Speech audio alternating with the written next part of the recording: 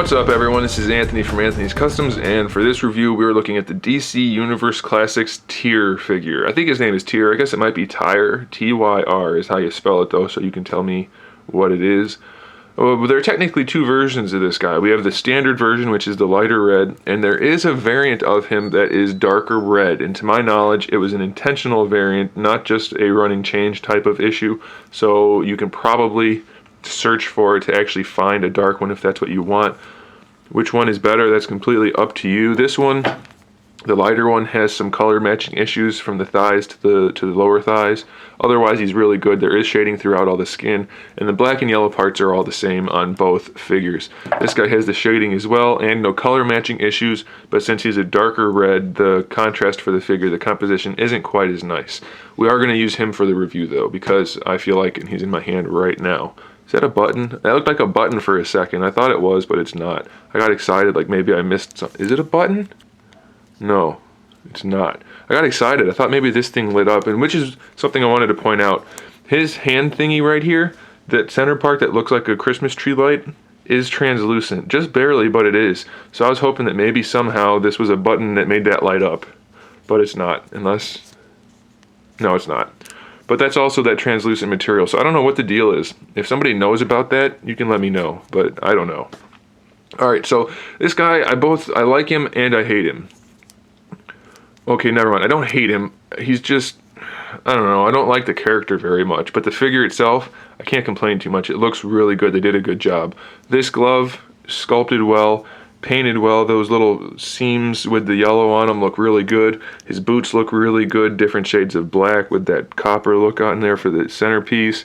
The yellow lines are fairly clean. The yellow on black everywhere else is good. It's mostly sculpted, so there's really no paint issues, and it just looks good. I don't know, his ab crunch works really well, but this piece, I don't know why they made it tuck in. There's really no point for that, because if you put his stomach straight, it doesn't reach.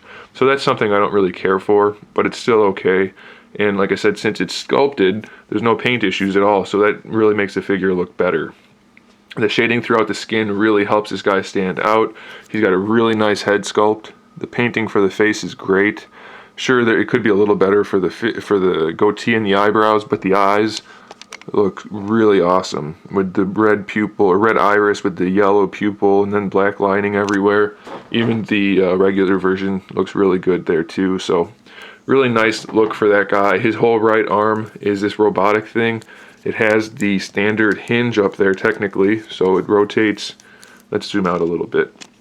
It rotates and has the ball hinge in there, so full range of motion. His bicep swivels right here. He's got kind of a crazy elbow where it'll rotate. I mean, it's kind of like the Hasbro Marvel Legends were for a while, so it's a ball hinge that swivels. So it just doesn't have the greatest range of motion, but the sculpt work kind of continues throughout. I do wish that the outside part of it had some detail work that the inside up part of it has, and of course that has to be the outside in order to get the better range of motion. So it's not ideal, but it's okay. And then the Christmas tree thing does spin. I just wish I knew why it was semi-translucent, but just barely. If it lit up, that would have been awesome. So otherwise, the articulation, the head goes up and down, no problem. Side to side, no problem. Other shoulders, standard. Bicep swivel, standard. Elbow, standard. Wrist swivel happens at the actual wrist, not at the glove. So the sculpt is still really good. We already saw the ab crunch is really good. Waist twist is good. The belt is soft so that it allows for the waist to twist. Standard hips, no problem. Thigh swivel, no problem. Knee hinge, single, but full range of motion. The boot comes all the way up to hide it. Looks really good. No boot swivel, which is fine by me, and the standard ankle pivot has a good range of motion. So the gloves glove and boots, geez oh man, can't talk, both have this kind of patent leather look since they're semi-glossy. The main part of his outfit is more of a flat black, and then the yellow is all flat with various details throughout. So it's a really nicely composed figure. I don't care for the character, but the figure itself is just spot on, so I do recommend it. He stands a little over 7 inches tall if you include his mohawk, so it's a really nicely sized figure, and I do recommend it, guys. Thanks for watching. Stay tuned for more figure reviews, custom figures, and other good stuff. In the meantime, keep collecting.